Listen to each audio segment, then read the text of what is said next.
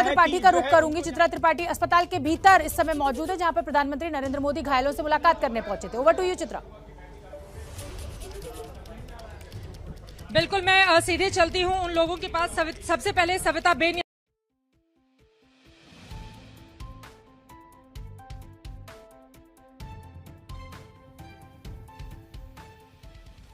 ने क्या कहा, कैसे हो और क्या पूछा सविता? कहाँ लगा और अच्छा हो जाएगा बस, और कुछ कितने देर तक प्रधानमंत्री ने और क्या ऐसा आश्वासन दिया? आपने अपनी बात रखी उनसे? 2 मिनट तक ही खड़े रहे थे, ज्यादा नहीं खड़े रहे, चले गए। उन्होंने आपसे पूछा कि हालचाल कैसा है आपका, और 2 मिनट तक यहाँ पर खड़े रहे, फिर दूसरे कमरे में। हाँ, फिर दूसरे कमरे। इस तरह की उम्मीद कर रही हैं प्रधानमंत्री से? देख कर गए हैं, क्या उम्मीद कर रहे हैं?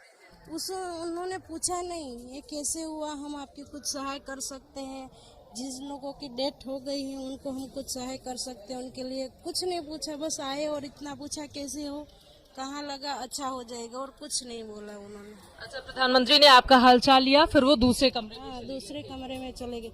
लेकिन यहाँ की सरकार से क्या उम्मीद कर रही हैं आप? यहाँ की सरकार से, केंद्र सरकार से किस तरह से आप लोगों की मदद की जाए? कुछ उनकी अपेक्षा ही नहीं रखी जाती, क्योंकि 5 साल पहले मेरे सासू ये जैसे जीबी में करंट आ गया ना, तो उसमें उनकी डेथ हो गए थे।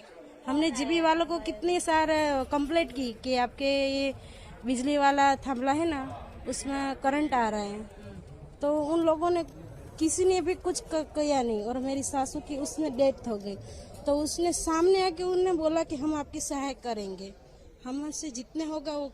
अभी तक मेरी शादी के 6 साल हो गए। अच्छा, अभी की बात बताएं। आप कह रही हैं कि बहुत ज्यादा उम्मीदें नहीं। मैं आपसे कह रही हूँ कि ये सब देख के मुझे ऐसा लग रहा है कि सरकार से कोई उम्मीद रखनी नहीं चाहिए।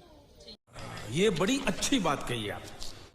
देखिए, यहाँ पर ये सविता बेन है, इनका ये कहना है कि अभी प्रधानमंत्री नरेंद्र मोदी इनके पास खड़े थे। चल छुट्टी। इनका ये कहना है कि चूंकि प्रधानमंत्री, उनकी तबीयत खराब है, तो यकीनन वो ज्यादा उनसे बातचीत नहीं किए, और फिर उनका हालचाल लेकर वो दूसरे कमरे में चले गए। दूसरे कमरे में जरा चलते हैं और जानते हैं कि वहाँ के लोग जो हैं, वो जो घायल है